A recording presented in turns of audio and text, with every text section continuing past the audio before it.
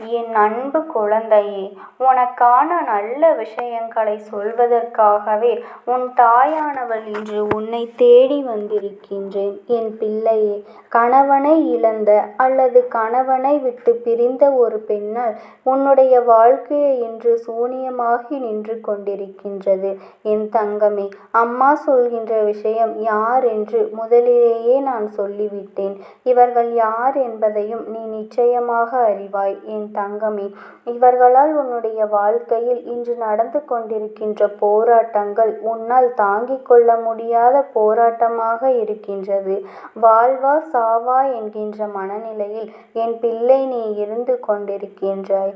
என் தங்கமே, அவர்கள் தங்களின் வாழ்க்கையை தொலைத்து விட்டார்கள். அதற்காக மற்றவர்களின் வாழ்க்கையை நன்றாக வாழ்வது அவர்களுக்கு விருப்பம் இல்லை.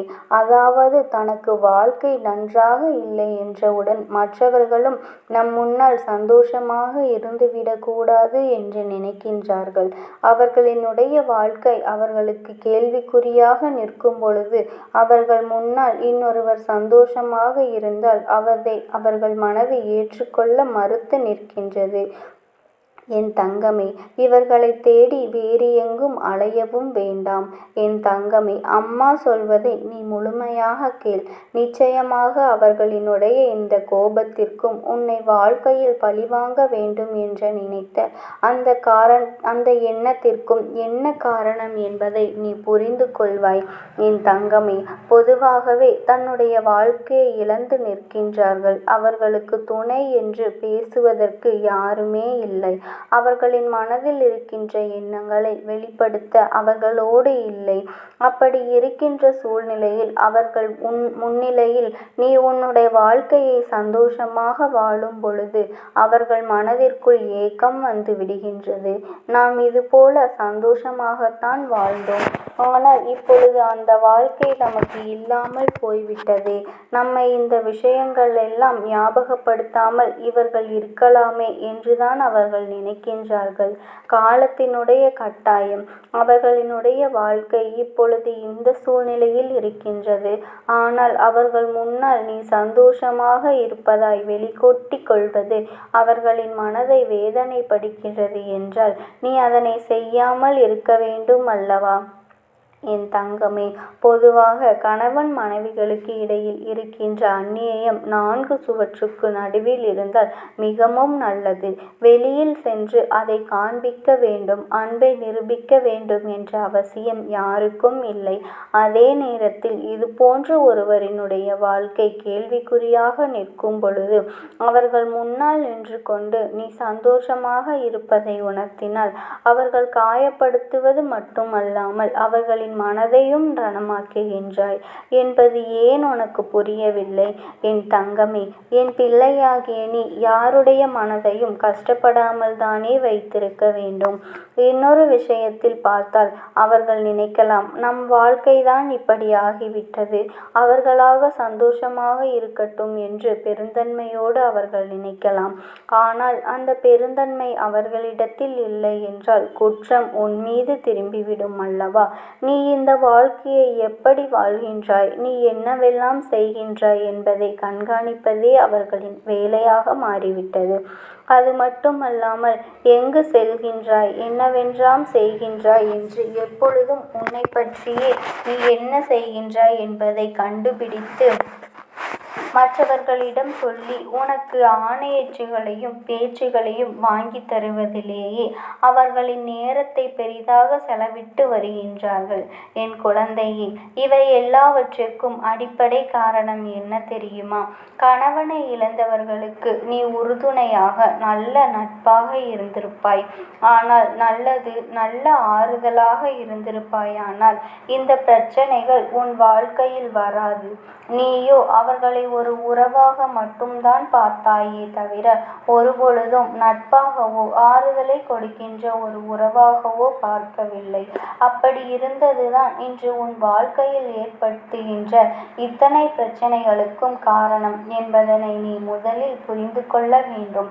என் தங்கமே, உன் வாழ்க்கையில் சில நேரங்கள் நீ சில நல்ல விஷயங்கள் நடப்பதற்கு இவர்களை காரணமாகவும் இருந்திருக்கின்றார்கள். உன்னுடைய சந்தோஷத்திற்கு இவர்கள் பெரிய துணையாக இருந்திருக்கின்றார்கள். ஆரம்பத்தில் உன்னுடைய வாழ்க்கை நீ நினைத்ததை அடைவதற்கு மிகப்பெரிய அளவில் உனக்கு ஒரு துணையாக இருந்திருக்கின்றார்கள். ஆனால் இன்று அவர்களின் வாழ்க்கை தலைகீழாக மாறிய பொழுது அவர்களுக்கு என்ன செய்வது என்றே தெரியவில்லை. மனதளவில் பாதிக்கப்பட்டதினாலே என்னவோ உன்னுடைய சந்தோஷத்தை அவர்கள் ஏற்கவில்லை. அவர்கள் இந்த வாழ்க்கையை இப்பொழுதே முடித்து கொள்ளலாம் என்று நினைத்த காலமும் ஒரு நாள் உண்டு.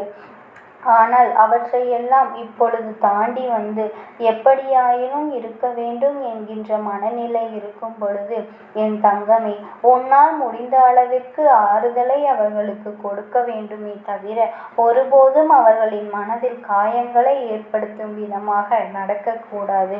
அதற்காக உன் அம்மா உன் துணையோடு உன்னை சிரிக்கவே கூடாது, சந்தோஷமாக இருக்கவே கூடாது என்று சொல்லவில்லை. அவர்கள் இருக்கின்ற இடத்தில் எந்தவிதமான சந்தோஷங்களும் மற்ற அன்பையும் வெளிக்காட்டுவதும் வேண்டாம் என்றுதான் நான் சொல்கின்றேன். அம்மா சொல்வது உனக்கு வேடிக்கையாக இருக்குமானால் உன் கண்களை மூடி ஒரு முறை சிந்தித்துப் பார். இப்பொழுது அவர்கள் இருக்கின்ற இடத்தில் நீ இருக்கின்றாய், நீ இருக்கின்ற இடத்தில் அவர்கள் இருக்கின்றார்கள் என்றால் ஒரு நிமிடம் சிந்தித்துப் பார். யாரும் இல்லாத ஒரு மனநிலை, சுற்றி நம்மோடு இருந்த உறவுகள் எல்லாம் இல்லாமல் சென்று தனிக்காட்டில் தவிக்க விட்டது போன்ற ஒரு உணர்வு. இப்படி இருக்கும்போது அவர்களுக்கு அதிகம் தேவைப்படுவது ஆறுதல் மட்டும்தான். அந்த ஆறுதல் அவர்களுக்கு கிடைக்கவில்லை என்றால் என்னுடைய எண்ணங்கள் மற்றவர்கள் மீது திரும்பத்தான் செய்யும். நம் மீது யாரெல்லாம் அக்கறை காட்டுகிறார்கள் என்பதை தேடி தேடி அவர்கள் பார்த்து கொண்டிருக்கின்ற நேரத்தில் அவர்களின் மனதை ரணமாக்கும் விதமாக இது போன்ற செயல்களை எல்லாம் நடந்துவிடக்கூடாது என்று நினைக்கின்றார்கள். என் தங்கமே, ஒரு பக்கம் அவர்களிடத்தில் இத்தனை நியாயங்கள் இருந்தாலும் என் குழந்தைக்கு வாழ்க்கையில் ஒரு மிகப்பெரிய சந்தோஷமே நம்முடைய துணையோடு இருக்கின்ற அந்த சந்தோஷம்தானே. அதிகபட்சமாக நேரம் கிடைக்காவிட்டாலும் கிடைக்கின்ற நேரத்தில் சந்தோஷமாக சிரித்து பேசி மகிழ்வதை கூட அவர்களால் ஏற்றுக்கொள்ள முடியாமல் இருப்பது எந்த அளவிற்கு அவர்களின் மனநிலை பாதிக்கப்பட்டு இருக்கின்றது என்பதை உனக்கு உணர்த்தி காட்டுகின்றது. எல்லா சூழ்நிலையிலும் இந்த வாழ்க்கை எப்படியாவது கடந்து வந்து விட வேண்டும் என்றுதான் நீயும் போராடி கொண்டே இருக்கின்றாய். எத்தனையோ முறை இந்த வாழ்க்கையை விட்டு சென்று விடலாம் என்று நினைத்திருக்கின்றாய். அவர்களின் வாழ்க்கை இப்படி ஆகிவிட்டது என்பதற்காக நம்முடைய வாழ்க்கையும் இப்படி நாம் தொலைத்து விட வேண்டும் என்றல்லவா அவர்கள் நினைத்து கொண்டிருக்கிறார்கள் என்று என் பிள்ளை நீ வேதனைப்படுகின்றாய். இல்லாததையும் பொல்லாததையும் சொல்லி இல்லத்திற்குள் நிம்மதியில்லாத சூழ்நிலையை உருவாக்கி விட்டார்கள். அதனால் என் குழந்தை, உன்னுடைய மனது படுகின்ற பாடு என்னவென்பதை உன் அம்மா என்னால் புரிந்து கொள்ள முடிகின்றது. என் தங்கமே, இது நாள் வரையிலும் அவர்களின் எண்ணங்கள் கெட்ட எண்ணங்களாகவே இருந்துவிட்டு போகட்டும். ஆனாலும் என் தங்கமே, அவர்களை மாற்ற முடியாது என்பது எளிதான விஷயம் அல்ல. ஆனால் உன்னை நிச்சயமாக மாற்ற முடியும். உன்னால் தான் உன்னை மாற்ற முடியும். அப்படியானால் நீ என்ன செய்ய வேண்டும் தெரியுமா? எப்பொழுதுமே அவர்களுக்கு ஒரு ஆறுதலாக நீ இருக்க வேண்டும். எந்த சூழ்நிலையிலும் நீ அவர்களுக்கு கை கொடுப்பாய் என்ற நம்பிக்கை அவர்களுக்கு கொடுக்க வேண்டும். அப்படி அந்த நம்பிக்கையை நீ கொடுக்கும் பொழுது அவர்கள் வாழ்க்கை இனிமேல் எந்த சூழ்நிலையிலும் துணை இல்லை என்ற ஏக்கமே அவர்களுக்குள் வராமல் மாறிவிடும். இந்த ஒரு மனநிலையை மட்டும் நீ அவர்களுக்கு கொடுப்பாயானால் அவர்கள் உன்னுடைய சந்தோஷத்தை கண்டு ஒரு நாளும் மனம் விரும்ப மாட்டார்கள். நமக்குத்தான் இந்த நிலைமை, நீயாவது சந்தோஷமாக இரு என்று மனதார சொல்வார்கள். அப்பேற்பட்ட சூழ்நிலை உன் வாழ்க்கையில் உனக்கு வர வேண்டும் என்றால் அது உன்னுடைய கையில்தான் இருக்கின்றது என்பதை நீ மறந்து விடாதே. என் அன்பு குழந்தையே, எப்பொழுதும் இந்த தாயானவளின் பிள்ளையாகிய நீ மற்றவர்களுக்கு கெடுதலை செய்யாமல் உன்னுடைய வாழ்க்கையை மட்டும் நீ சந்தோஷமாக பார்த்து கொண்டு மற்றவர்களிடத்தில் அன்பை மட்டுமே செலுத்த வேண்டும் என்று இந்த தாயானவள் ஆசைப்படுகின்றாள். என் அன்பு பிள்ளையே, எப்பேற்பட்ட கஷ்டமான சூழ்நிலையிலும் நீ என் நாமத்தை மட்டும் மனதார உச்சரித்து கொண்டே இரு. உனக்காக என் இரு கரங்களை நீட்ட உன் தாயானவள் நான் எப்பொழுதும் காத்து கொண்டே இருப்பேன். என் அன்பு பிள்ளையே, எப்பொழுதும் எப்பொழுதும் நீ செய்கின்ற செயல்கள் மற்றவர்களின் மனதை நோகடிக்க கூடியதாக இருக்கவே கூடாது. அதை நீ முதலில் பார்த்து கொள்ள வேண்டும். ஓம் சக்தி. ஓம் ஆதிபரா சக்தி. சமீபத்தில் உன்னை விட்டு பிரிந்து சென்ற ஒருவரினுடைய ஆத்மாவானது உன்னோடு பேசுவதற்கு ஆசைப்படுகின்றது. என் தங்கமே, நான் உங்களுக்கு ஒரே ஒரு வாய்ப்பினை உருவாக்கி கொடுக்கின்றேன். அந்த ஆத்மாவின் வாக்கினை கேட்பதற்கு இதுவே உனக்கு கிடைக்கின்ற கடைசி வாய்ப்பாகவும் இருக்கலாம். அதனால் என் பிள்ளையே, இந்த வாய்ப்பினை நீ சரியாக பயன்படுத்தி கொண்டு அந்த ஆத்மா உன்னோடு என்ன பேச நினைக்கின்றது, அவர்கள் எதை உன்னிடத்தில் சொல்ல நினைக்கின்றார்கள், வெளிப்படுத்த முயற்சி செய்கின்றார்கள், எதனால் உன்னை தேடி வந்திருக்கின்றார்கள் என்பதனை எல்லாம் நீ தெரிந்து கொள்ள வேண்டும். என் தங்க பிள்ளையே, அவர்கள் எப்படி இந்த தெய்வத்தின் அருகில் வந்தார்கள் என்று நீ யோசிக்கலாம். என் தங்கமே, உன்னுடைய இல்லத்தில் சமீபத்தில் இறந்து போன ஒருவரினுடைய ஆத்மாவானது சில நாட்களாகவே உன் இல்லத்தை சுற்றி சுற்றி வருகின்றது. இந்த அம்மா அதனை கண்டுவிட்ட பிறகு, எதற்கு இங்கே சுற்றி கொண்டிருக்கின்றாய்? நீ இருக்க வேண்டிய இடத்தில்தானே இருக்க வேண்டும். என் பிள்ளையின் வீட்டில் உனக்கு என்ன வேலை என்று கேட்ட பொழுதுதான் அந்த ஆத்மா என்னிடத்தில் சொன்ன விஷயம், எனக்கும் என்னிடத்தில் இருக்க வேண்டும் என்றுதான் ஆசையாக இருக்கின்றது. ஆனால் சில விஷயங்கள் என்னை அங்கே செல்ல விடாமல் தடுத்து கொண்டு இருக்கின்றது.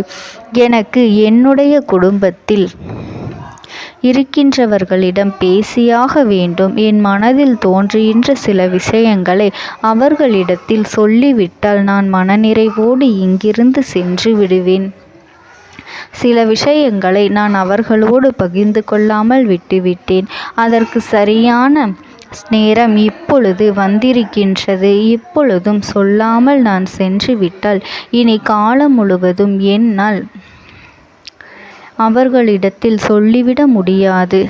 இதற்கு நீங்கள்தான் துணையாக நிற்க வேண்டும் அம்மா என்று என்னிடத்தில் வாய்ப்பினை ஏற்படுத்தி கொடுக்க வேண்டும் என்று கேட்டது. என் தங்க குழந்தையே, இப்படி இருக்கும் பொழுது அவர்களிடத்தில் சொல்லிவிட முடியாது. அந்த வாய்ப்பினை ஏற்படுத்தி கொடுத்து என் வீட்டில் உள்ளவர்களிடம் பேச வைக்க வேண்டும் என்று என்னிடத்தில் கோரிக்கை வைத்தது. என் தங்கமே, இப்படி மனதிலே எந்த கெட்ட எண்ணங்களும் இல்லாமல் உன் குடும்பத்திற்காக பேச வேண்டும் என்று கேட்ட ஆத்மாவிற்கு நான் அந்த வாய்ப்பு வழங்குவது தானே முறையாக இருக்கும். அதனால் இந்த அம்மா அந்த ஆத்மாவிற்கு அந்த வாய்ப்பினை கொடுக்க முடிவுகள் செய்து இப்பொழுது உன்னோடு பேசுவதற்காக வரவழைத்திருக்கின்றேன். என் பிள்ளையே, அந்த ஆத்மாவானது உன்னிடத்திலே என்ன பேசுகின்றார்கள் என்பதனை நான் என் மூலமாக உன்னிடத்தில் பேசி சொல்கின்றேன். இந்த அம்மாவிடத்திலிருந்து தான் அவர்கள் மனதில் பேச நினைப்பதை எல்லாம் பேச முடியும். என் தங்கமே, நேரடியாக ஒரு ஆத்மாவின் குரலை உன்னால் அத்தனை சுலபமாகவெல்லாம் கேட்டுவிட முடியாது. இந்த அம்மா அதற்காகத்தான் இன்று இந்த உதவியை செய்கின்றேன். என் குடும்பத்தில் இருக்கின்றவர்களிடம் பேச வந்திருக்கின்றேன். உங்கள் எல்லோரையும் நான் இனி காணவே முடியாது என்பதனை நான் உணர்ந்து கொண்டேன். என் வாழ்க்கையில் நிறைவாக இருந்து என்னால் உங்களுக்கு கஷ்டங்கள் வந்தாலும் உங்களால் எனக்கு எந்த கஷ்டங்களும் இதுநாள் வரையிலும் வந்தது கிடையாது. நான் நினைத்தது போல இந்த வாழ்க்கையை அத்தனை சந்தோஷமாக வாழ்ந்து கொண்டுதான் இருந்தேன். என் குடும்பத்தில் இருக்கின்றவர்களிடம் பேச வந்திருக்கின்றேன். உங்கள் எல்லோரையும் இனி நான் காணவே முடியாது என்பதனை நான் உணர்ந்து கொண்டேன். உங்களோடு இருந்த இந்த காலகட்டம் குறைவாக இருந்தாலும் எனக்கு கிடைத்த சந்தோஷங்களும் மகிழ்ச்சியும் ஏராளமாக இருந்தது. அதனால் எனக்கு எந்த ஒரு கவலையும் இதுவரையில் இருந்ததே கிடையாது. நான் நினைத்தது போல இந்த வாழ்க்கையை நான் சந்தோஷமாகத்தான் வாழ்ந்து கொண்டு இருந்தேன். ஆனால் இவ்வளவு காலம் எனக்கு சீக்கிரமாக என்னுடைய ஆயுள் முடிந்துவிடும் என்று எனக்கு முன்பே தெரியாது. அது தெரிந்திருந்தால் நிச்சயமாக என் மனதில் இருக்கின்ற அத்தனை விஷயங்களையும் நான் உங்களிடத்தில் சொல்லியிருப்பேன். ஆனால் எல்லோரும் நினைப்பது போலத்தானே நானும் நினைத்திருந்தேன். எனக்கும் இந்த உலகத்தை விட்டு செல்ல வேண்டும் என்ற ஆசை கிடையாது. மற்றவர்கள் சொல்வது போல எதற்காக பிறந்தோம், நாம் ஏன் பிறந்தோம் என்று ஒரு நாளும் நான் நினைத்தது கிடையாது. வாழ வேண்டும் என்றுதான் ஆசைப்பட்டேன். என்னுடைய ஆசைகள் எல்லாம் நிராசையாகும்படி இந்த உலகத்தில் விட்டு செல்ல வேண்டிய காலகட்டம் கட்டாயம் வந்துவிட்டது. என்னுடைய கடமை இங்கே சரியாக முடிவதற்கு வந்துவிட்டது. இன்று நான் உங்களோடு பேச வந்ததற்கு முக்கியமான காரணம், சில விஷயங்களை எல்லாம் உங்களோடு சொல்லாமல் விட்டுவிட்டேன். எப்படி நடக்கும் என்று தெரியாமல் நான் சில விஷயங்களை செய்தும் முடித்துவிட்டேன். அதற்காக உங்களிடத்தில் நான் மன்னிப்பு கேட்டுக்கொள்கின்றேன். இதை உங்களிடத்தில் பகிர்ந்து கொள்ள வேண்டும் என்றுதான் இன்று நான் வந்திருக்கின்றேன். உங்களை நான் மனதார வணங்குகின்றேன். இந்த வாய்ப்பினை நான் சரியாக பயன்படுத்தி கொள்ள விரும்புகின்றேன். அதனால்தான் என் மனதில் இருக்கின்ற விஷயங்கள் எல்லாம் நான் சொல்லிவிடுகின்றேன். சிறிது நேரம் அமைதியாக அமர்ந்து என்னுடைய வார்த்தைகளை கேட்டாலே போதும். என்னுடைய அன்பினை புரிந்து கொண்டு அதுவே எனக்கு போதும். நான் நிச்சயமாக இங்கிருந்து நல்லபடியாக சென்று விடுவேன். இன்று உங்களோடு பேச வந்ததற்கு ஒரு முக்கியமான காரணம், நான் சில விஷயங்களை சொல்லாமல் விட்டுவிட்டேன். இப்படி நடக்கும் என்று எனக்கு ஒரு நாளும் தெரியாமல் சில விஷயங்களை செய்துவிட்டேன். அதை உங்களிடத்தில் பகிர்ந்து கொள்ளத்தான் வந்திருக்கின்றேன். என் மனதில் நினைக்கின்ற விஷயம் என்ன தெரியுமா? நான் உங்களை நன்றாக பார்த்து கொள்ள வேண்டும். உங்களின் ஆசைகளை எல்லாம் நிறைவேற்றி கொடுக்க வேண்டும். உங்கள் வாழ்க்கையில் நடத்தி கொடுக்க முடியாமல் போனாலும் இனிமேல் அதையெல்லாம் நடத்தி கொடுக்க வேண்டும் என்று ஆசைப்பட்டு என்னால் ஆன முயற்சிகளை எல்லாமே செய்து கொண்டிருந்தேன். ஆனால் முழுமையான பலன்களை கொடுப்பதற்கு முன்பாகவே இது போன்று நடந்துவிட்டது. அதனால் நான் ஏதேனும் குற்றம் குறைகள் செய்திருந்தாலும், ஏதேனும் உங்களுக்கு மனதிற்குள் கஷ்டத்தை தந்திருந்தாலும் என்னை மன்னித்து விடுங்கள். நான் எப்பொழுதும் உங்கள் மீது உண்மையான அன்பினைத்தான் வைத்து கொண்டிருக்கின்றேன். நான் ஒரு நாளும் மனதில் ஒன்றும் வெளியில் ஒன்றுமாக ஒரு நாளும் நான் நடந்து கொண்டது இல்லை. அதனால் என்னவோ என்னுடைய குணங்கள் சிலருக்கு இங்கே பிடிப்பதே இல்லை. எதுவாக இருந்தாலும் என்னோடு இருக்கின்ற என் குடும்பத்திற்கு தெரியும் அல்லவா நான் யார், என்னுடைய அன்பு எப்படிப்பட்டது என்று. அதனால் என்னுடைய அன்பினை முழுமையாக உணர்ந்து கொள்ள வேண்டும் என்று அதனை இங்கிருந்து ஏற்றுக்கொள்ளவே முடியாத ஒரு விஷயமாகத்தான் இருந்தது. நானும் அங்கும் ஓடி ஓடி மீண்டும் என்னுடைய உயிரை மீட்டெடுத்து விடலாம் என்றுதான் முயற்சி செய்தேன். ஆனால் அப்பொழுது என்னால் அதையெல்லாம் செய்ய முடியவில்லை. உயிரற்ற உடலாக இங்கே நின்று கொண்டிருக்கின்றேன். நாட்கள் செல்ல செல்ல இதை எனக்கு ஏற்றுக்கொள்ள பழகிவிட்டது. இனிமேல் இதுதான் என்னுடைய உலகம். மீண்டும் அங்கே செல்ல முடியாது என்பதனை நான் புரிந்து கொண்டேன். செல்ல முடியாவிட்டாலும் ஆத்மா என்று ஆன பிறகு என்னுடைய உலகத்தில் இருந்தால்தான் எனக்கு சந்தோஷம். மீண்டும் மனித வாழ்க்கைக்குள் என்னால் நுழைந்துவிட முடியாது. எனக்காக இத்தனை காலமும் அன்போடு பழகி எனக்கு எல்லாம் செய்த உங்களுக்கு நான் சொல்கின்ற விஷயம் ஒன்றுதான். நடந்தது எல்லாம் நடந்துவிட்டது. நடந்த விதையை யாராலும் இனி மாற்ற முடியாது. இனி நான் உங்களோடு இருக்க வேண்டும் என்று நினைத்தால் கூட அது நடக்காது.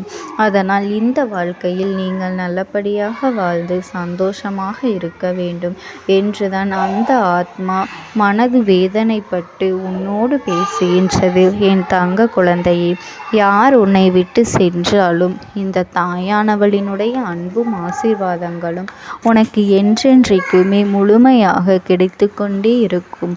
அதனால் நீ எதை நினைத்தும் கவலைப்படாதே. உனக்காக எப்பொழுதும் நான் இருந்து கொண்டே இருப்பேன். ஓம் சக்தி. ஓம் ஆதிபரா சக்தி. நீ விடுதலை கொடுக்க மாட்டாயா என்று என் பிள்ளை, நீ என்னை பார்த்து கேட்கின்ற விஷயத்திற்குத்தான் நான் முடிவினை கட்டப் போகின்றேன். இன்னமும் சுருக்கமாக உனக்கு சொல்ல வேண்டும் என்றால், உன்னுடைய பிடிவாதம் இந்த அம்மாவினிடத்தில் ஜெயித்து விட்டது என்பதுதான் உண்மை. என் குழந்தைக்கு எந்த ஒரு விஷயம் வேண்டும் என்று அடம்பிடித்து இத்தனை காலமும் நீ நின்று கொண்டிருந்தாயோ, அந்த ஒரு விஷயத்திலிருந்து உன் அம்மா நான் உனக்கு விடுதலையை கொடுக்க வேண்டும் என்று என் முன்னால் கதறி அழுதாயோ, அந்த விஷயத்தை இன்று உனக்கு நான் முடித்து வைக்கின்றேன். என் பிள்ளையே, சுற்றி இருக்கின்ற உறவுகளையெல்லாம் நம்புவதை விட்டுவிட்டு சற்று விலகி நிற்பதுதான் எல்லோருக்குமே நல்லது. ஏனென்றால் யாருடைய குணம் எப்பொழுது எப்படி மாறும் என்று யாராலும் கணித்துவிட முடியாது.